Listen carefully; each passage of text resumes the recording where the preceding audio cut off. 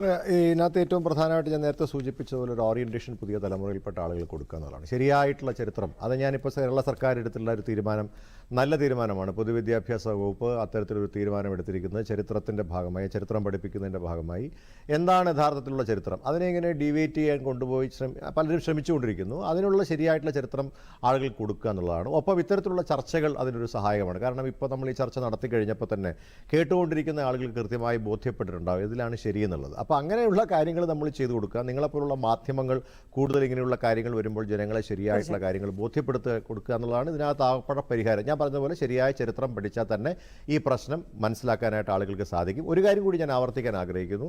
ഇപ്പോൾ നമ്മൾ ഈ രണ്ട് സ്ഥലത്തും സെനറ്റ് ഹാളിലും അതോടൊപ്പം രാജ്ഭവനിലും കണ്ടിട്ടുള്ള ഭാരത് മാതാവ്, ആ ഭാരത് മാതാവല്ല യഥാർത്ഥത്തിൽ കേരളത്തിൽ അല്ലെങ്കിൽ രാജ്യത്തുള്ള ഭാരത് മാതാവ് എന്ന് പറയുന്നത്. ത്രിവർണം പിടിക്കുന്ന ഭാരത് മാതാവ്. അത് വന്നാൽ ത്രിവർണം പിടിക്കുന്ന ഭാരത് മാതാവിനെ അല്ലെങ്കിൽ ഇന്ത്യയുടെ പതാക പിടിക്കുന്ന ഭാരത് മാതാവിൻ്റെ ചിത്രം വെച്ചാൽ ഇവിടെ ആരും എതിർക്കുമെന്ന് എനിക്ക് തോന്നുന്നില്ല.